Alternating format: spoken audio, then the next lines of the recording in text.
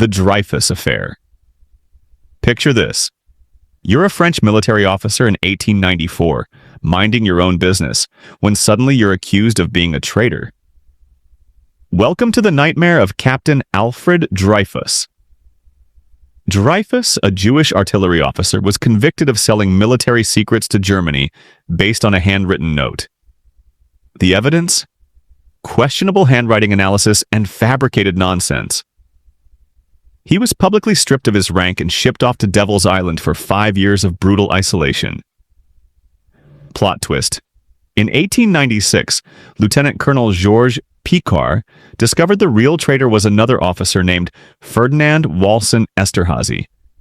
His handwriting was a perfect match. Case closed, right? Wrong. The army covered it up, acquitted Esterhazy, and punished Picard for telling the truth. Enter Émile Zola. In 1898, he published J'accuse on the front page of a newspaper, calling out the government and military for framing Dreyfus. Zola was convicted of libel and fled the country, but his words ignited a firestorm that split France down the middle. Riots broke out. Families stopped speaking. It was the world's angriest Thanksgiving dinner, except it lasted years. Dreyfus got a retrial in 1899 and was found guilty again, but with extenuating circumstances. Lawyers speak for we messed up, but we're too proud to admit it.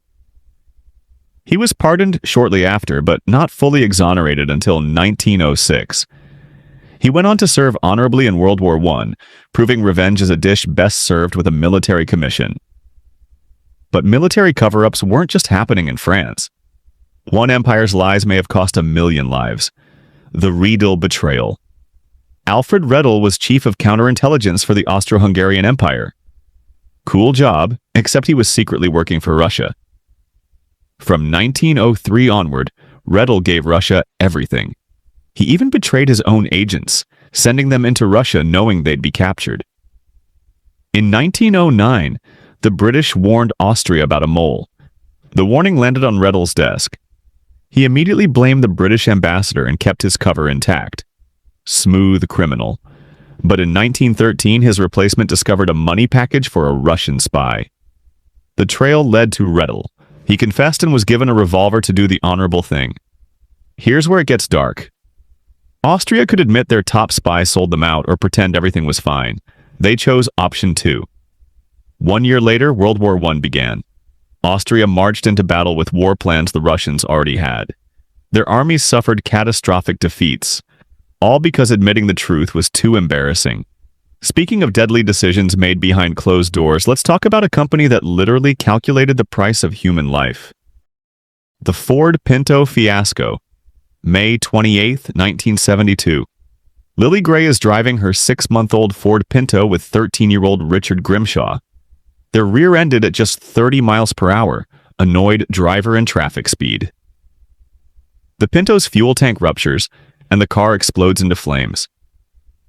Mrs. Gray died. Richard survived with horrific burns. In court, the truth came out. Ford's engineers knew the fuel tank could rupture in collisions over 30 miles per hour. They knew how to fix it. Add a rubber bladder for $11 per car.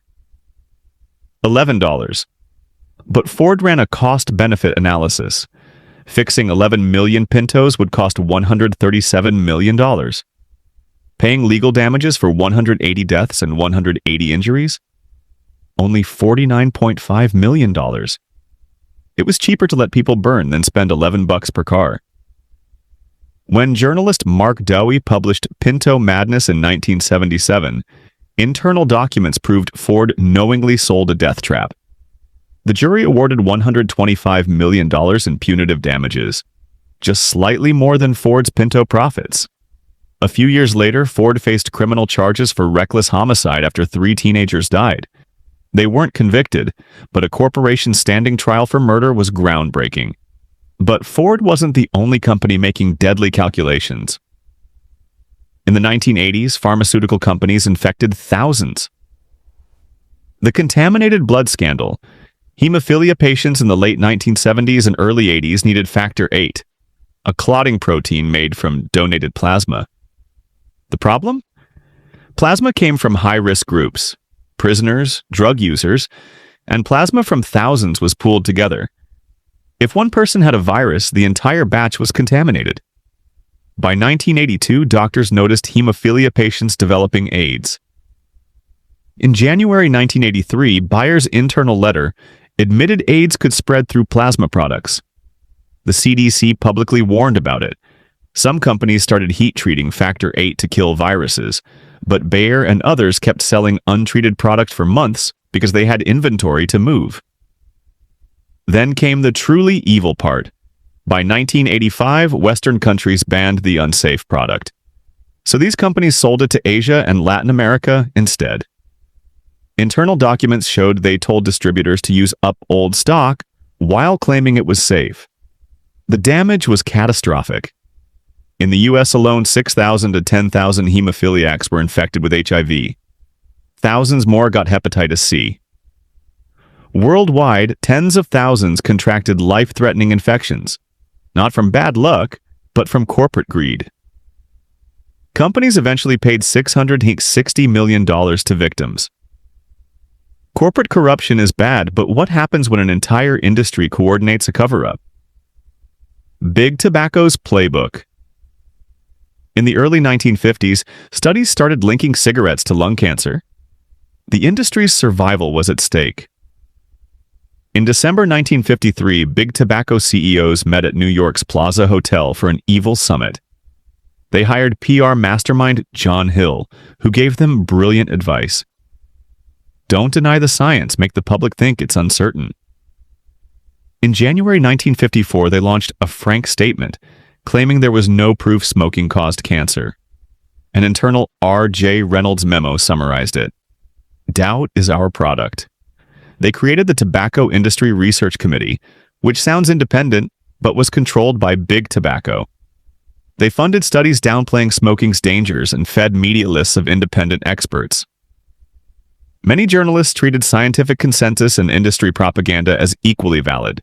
The strategy worked. For decades, smoking rates stayed high and regulations were delayed. The playbook was so successful, other industries copied it. Fossil fuel companies questioning climate science, soft drink companies denying sugar's dangers. Speaking of climate denial, there's one company that knew the truth about global warming decades ago. Exxon's climate lies. From the 1970s onward, Exxon's own scientists studied climate change. In 1977, they warned that burning fossil fuels was causing global warming. By the early 1980s, internal reports said climate change could be catastrophic if fossil fuel use wasn't reduced. So what did Exxon do? They buried it. Instead, they publicly claimed climate science was uncertain. From 1998 to 2004, they spent at least $16 million funding climate denial organizations. For decades, they paid for newspaper ads claiming the science was unsettled. Exxon became one of the fiercest opponents of emissions regulations, helping block the Kyoto Protocol. Finally, in 2006, they admitted burning fossil fuels contributes to climate change, 30 years after their scientists proved it. In 2015, they said they supported a carbon tax. Better late than never, right? Corporate lies are one thing, but what happens when governments cover up war crimes?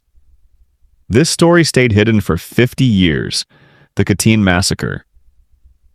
In 1939, Nazi Germany and the Soviet Union invaded Poland and captured 125,000 Polish soldiers and officials. Many were educated professionals, doctors, lawyers, professors. On March 5, 1940, Stalin secretly ordered the execution of nearly 22,000 prisoners to eliminate Poland's leadership class. Between April and May, NKVD squads shot prisoners one by one and buried them in mass graves. In 1943, Germans discovered the graves at Katyn. Stalin blamed the Germans, claiming they did the killings in 1941. Western governments, needing Stalin to win the war, avoided challenging him publicly, even though they suspected the truth. The cover-up lasted until 1990, when Gorbachev finally admitted responsibility and released documents showing Stalin's signature on the execution order. Even today, Russia refuses to classify it as genocide. Some truths stay buried even after they're exposed. Government cover-ups during wartime might seem justifiable, but what about lies that drag nations into war? The Downing Street Memo. In July 2002, British officials met at 10 Downing Street to discuss Iraq. A leaked memo revealed that President Bush had already decided to remove Saddam Hussein by force, and intelligence and facts were being fixed around the policy. They decided on war first, then looked for justification. Foreign Secretary Jack Straw admitted the case was weak. Attorney General Lord Goldsmith warned invasion had no legal basis. One idea: demand Iraq readmit UN inspectors.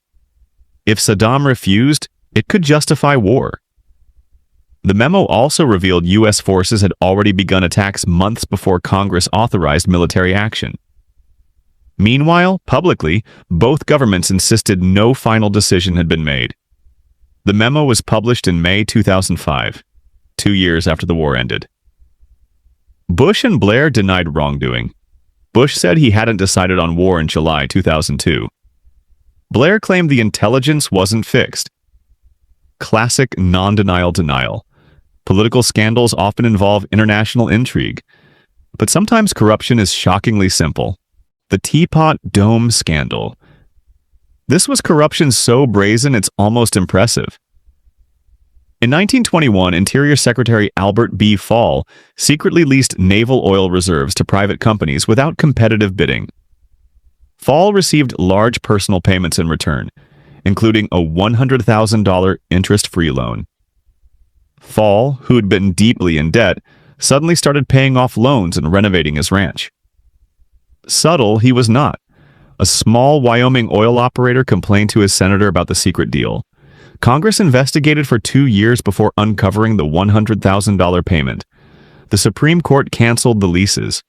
In 1929, Fall became the first U.S. cabinet member ever sent to prison for taking bribes. The scandal led to major reforms: stronger congressional oversight, access to tax records, and stricter campaign finance rules. Oil corruption in the 1920s was small potatoes compared to what was revealed in 2016. The Panama Papers. On April 3, 2016, 11.5 million documents from Panamanian law firm Mossack Fonseca went public. The leak named 12 heads of state, 128 politicians, countless billionaires and athletes, all using offshore companies for fraud, tax evasion, and money laundering. Iceland's prime minister resigned after it was revealed he secretly owned a company tied to Iceland's failed banks. Relatives of Putin and Xi Jinping appeared in the files. About $2 trillion moved through Mossack Fonseca's network. UK Prime Minister David Cameron faced criticism after admitting his family benefited from offshore holdings. By 2019, more than $1.2 billion had been recovered. Mossack Fonseca claimed it was hacked and denied breaking laws. By 2018, the firm had shut down. Turns out when your entire business model gets exposed, clients get nervous. If you like this video, smash that like button and subscribe for more brutally honest breakdowns like this.